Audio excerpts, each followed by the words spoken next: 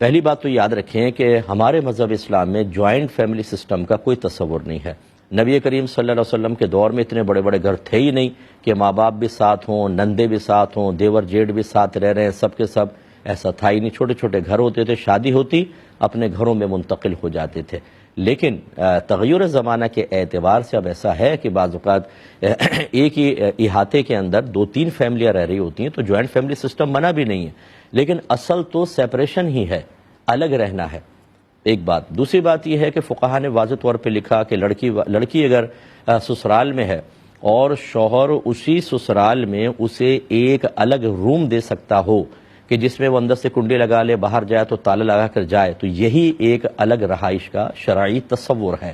تو اگر اتنا دے دے تو گویا اس نے الگ رہائش دے دی، کافی ہے۔ لیکن تیسرا مسئلہ یہ لکھا ہے کہ اس کے باوجود اگر لڑکی کے سسرال والوں کے ساتھ لڑکی کی انڈرسٹینڈنگ نہیں ہوتی ہے، لڑائی جھگڑا فتنہ فساد، اور میں معذرت کے ساتھ بار بار یہ لفظ استعمال کرتا ہوں کہ منافقت،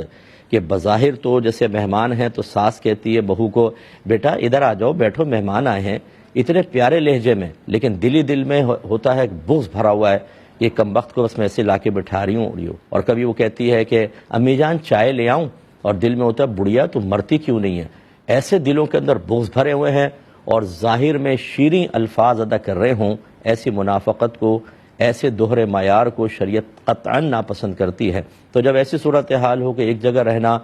جھگڑے اور پھڈے کا باعث بن رہا ہو، تو پھر بہتر ہے کہ علیحدہ ہو جایا جائے، اور یہ علیحدہ ہونا کوئی گناہ نہیں ہے۔ تو میں نے 2-3 صورتیں آپ کو بیان کر دیں، اس میں آپ بچی کا مسئلہ بھی حل ہو گیا، یا اگر آپ یہ سمجھتی ہیں کہ اس گھر میں رہنا آپ کے لیے بالکل غیر مناسب ہے، جان محفوظ نہیں ہوگی، تانے وغیرہ ملیں گے، ہو سکتا ہے کہ کوئی آگ وغیرہ بھی لگا دے، یا روزانہ ہی پھڈا ہوتا رہے گا، بیچارہ شوہر شام کو واپس آئے گا تو وہ جھگڑی نپٹاتا رہے گا، اس سے بہتر ہے کہ آپ علیحدہ رہ لیں۔ علیحدہ ہونے کا مطلب کوئی اختلاف نہیں ہوتا۔ اگر بیٹا اپنی بیوی کو علیحدہ رکھ کر لیکن اپنے ماں باپ کا حق ادا کرتا ہے، ان سے ملتا رہتا ہے، بیوی کو لا کے ملاتا ہے، اپنے بچوں کو لا کے ملواتا ہے، لیکن ایک سیپریٹ جگہ پر رہتا ہے، تو شرعی لحاظ سے کوئی گناہ کی صورت نہیں ہے۔ اگرچہ اپنے ماں باپ کو عزت دینی چاہیے اور ادب و احترام سے ان سے اجازت لے کر علیحدہ ہونا چاہیے، لیکن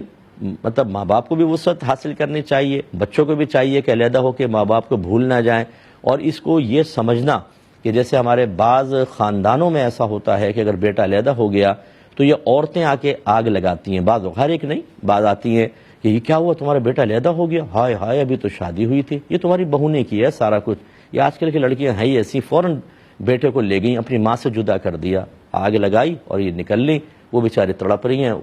اس طرح کے معاملہ نہ کریں۔ اگر سسرال والے سمجھتے ہیں